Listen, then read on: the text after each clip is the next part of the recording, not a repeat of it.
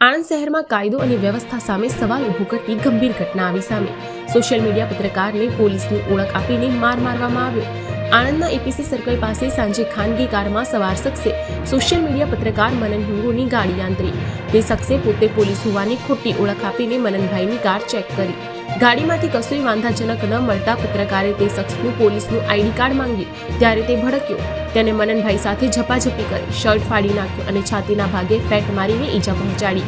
ત્યારબાદ તે કાર લઈને ફરાર થઈ ગયો। પોલીસે કારના નંબરના આધારે ગુનો દાખલ કરીને હુમલો કરનાર શખ્સને ગણતરીના કલાકોમાં ઝડપી પાડ્યો। શખ્સની ઓળખાણ વઢવાણના અનિરુદ્ધસિંહ ચાવડા તરીકે થઈ। જોકે પોલીસ પૂછતાછમાં ખુલાસો થયો કે અનિરુદ્ધસિંહ જોડે પત્રકાર મનન હિંગુ જેવી જ કાર હતી, જે તેનો કોઈ મિત્ર લઈ ફરાર થઈ ગયો હતો, તેથી તે આ કારની શોધમાં હતો।